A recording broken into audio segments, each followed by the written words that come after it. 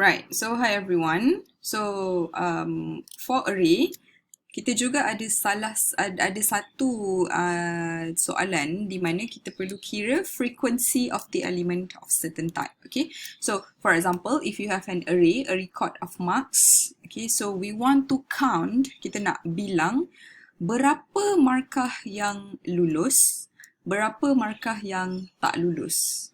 So bayangkan all those data are in the array, okay, and then we want to check for every data, is it a pass mark or a fail mark? Okay, so kita nak check markah mana yang lulus, markah berapa mana yang tak lulus, dan kita nak kira lah berapa markah yang lulus, ada berapa markah yang tak lulus. Okay, so macam mana kita nak buat? Okay, so untuk frequency macam mana kita nak buat? First kali, macam biasa, mesti ada start.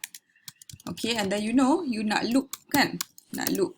So counter equal to apa? Counter equal to 0 at the beginning. Okay.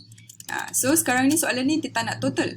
Dia nak frequency sahaja. Okay, frequency sahaja. Frequency sahaja. So kita boleh buat satu variable, nama dia maybe number of pass marks. Okay, number ataupun kita buat pass marks. No, I nak buat frequency. Pass frequency. Macam tu. Okay, so maybe di sini ada boleh buat pass frequency. Okay, formula 0 dulu because this is the initial value. And then we have the fail frequency. Okay, frequency. So berapa bilangan untuk fail? So at the initially, okay, we set everything to 0 lah, because we haven't checked yet. Okay, so now bila kamu dah buat variable, apa yang kamu buat seterusnya adalah kamu perlu create array. Okay, so declare, create, and initialize array. Apa nama array kamu? Contoh student marks. Okay. So kita declare lah. Okay, so size student marks tu berapa? Maybe 10. So kita boleh letak 10 di situ.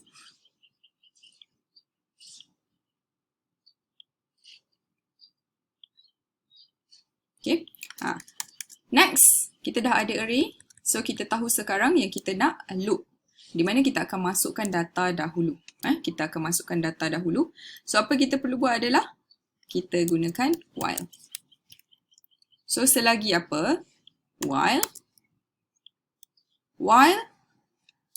counter, kita nak check 10 data dekat array kita kan, sebab array kita ada 10 size dia. So of course nanti ada 10 data lah kita kena masukkan. So while counter less than 10, kita akan read mark.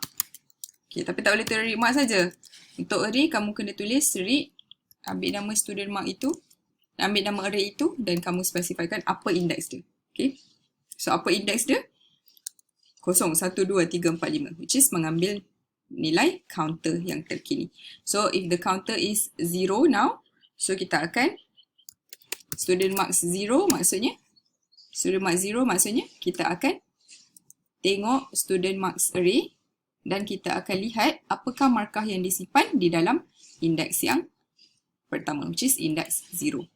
Okay, after you have read the mark and store it in the array of the counter specified, okay, we can update the counter, okay, so that we can go to the next loop and read the new mark. So the first loop here is for you to read the marks. Okay, and then while. Okay, then next loop, what do we need to do? Okay, we have to refresh the counter. So counter is equal to 0 back. Counter is now become 0 again. So it's like we refresh the value of counter because we want to enter the new loop. Okay, so remember, if the question asks you to do 2 loops, okay, you have to do 2 repetitions. So you have to refresh the counter value to 0 before you start doing the repetition itself. Okay, so here while counter less than 10. Okay, so what do we need to do? Now we want to check the frequency, right? So whenever you want to check something, of course you have to use the selection. And because this selection must happen many times, okay? Because for the first loop, okay, you check the mark stored in the array at the index 0. Next loop, you check the mark stored in the array but in index 1. Okay, so we follow the counter. Okay, so that's why, because we want to check for every loop, so the if statement or the selection also must happen inside the while loop, inside the while block. Okay, so and while. So here it should be if. If what? If the mark that we are reading now, okay, the mark stored in our array student marks, okay,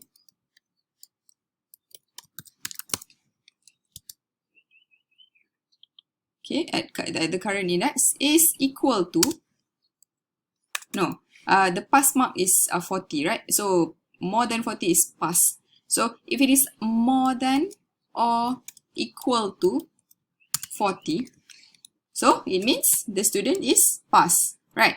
So now our pass frequency will increase by 1. So pass frequency now is equal to pass frequency plus 1. Okay. So our pass frequency has increased. But what if the student mark that we check now in the current index of the array is less than 40? So we need to use else.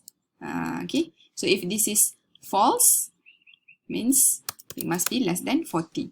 So else our fail frequency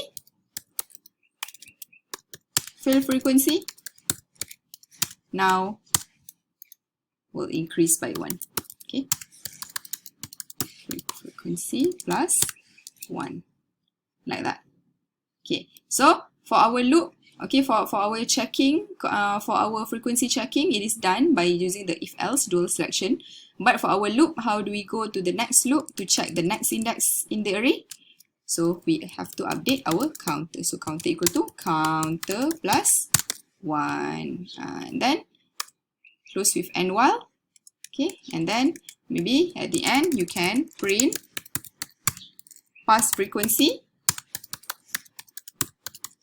and also the fail frequency. Okay, so this is how you handle or you write the pseudocode. Okay, if you have to count how many pass and fail frequency. If it involves counting the frequency of certain data, okay, so you have to use this method. Okay, so you can stop the program.